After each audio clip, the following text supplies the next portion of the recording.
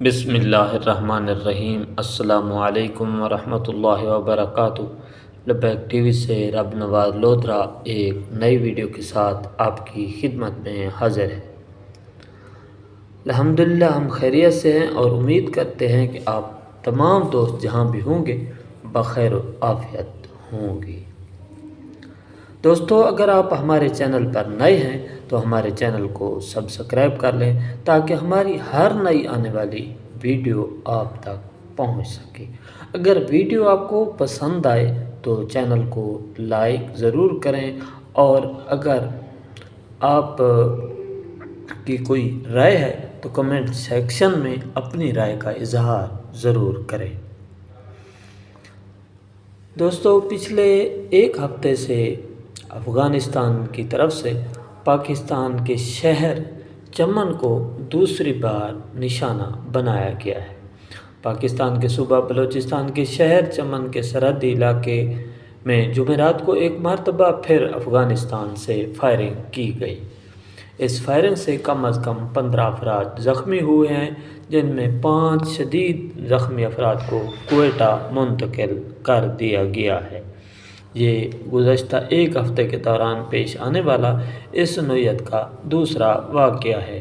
شدید زخمی ہونے والے افراد میں 9 سالہ متین اور 29 سالہ صلاح الدین شدید زخمی ہے۔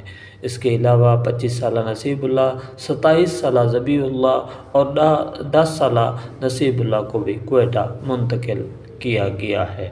افغانستان میں ضلع سپن بولدک کے کمانڈر مولوی محمد ہاشم محمود نے میڈیا گروپ طلوع نیوز سے بات کرتے ہوئے افغان اور پاکستانی فوج کے درمیان جھڑپوں کی تصدیق کی اور کہا کہ اس حوالے سے سرحد پر موجود حکام کے درمیان بات چیت کا سلسلہ جاری ہے تاکہ ان جھڑپوں پر قابو پایا جا سکے۔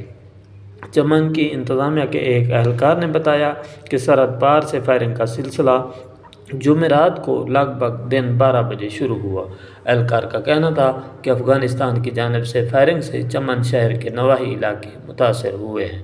اہلکار نے تو اس فائرنگ کے نتیجے میں ہونے والے جانی و مالی نقصانات کی تفصیل فراہم نہیں کی، تاہم ہمارے رابطہ کرنے پر ڈسٹرکٹ ہیڈ کوارٹر ہسپتال چمن کے MS ڈاکٹر عبدالمالک نے بتایا کہ فائرنگ کے نتیجے میں زخمی ہونے والے 15 افراد کو ہسپتال پہنچایا گیا ہے، جنہیں طبی امداد فراہم کی جا رہی ہے۔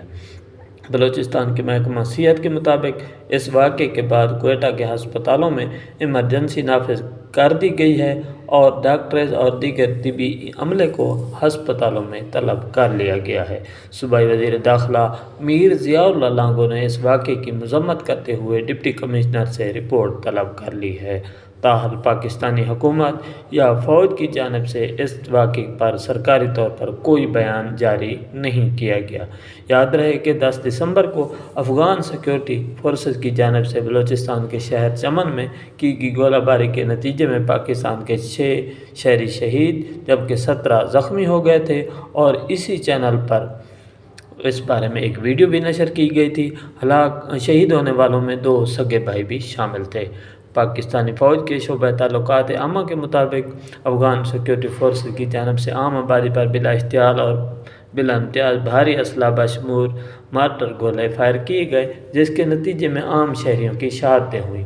ISPR کا کہنا تھا کہ پاکستانی فورسز نے عام شہری آبادیوں کا خیال رکھتے ہوئے اس جارحیت کا بھرپور جواب دیا۔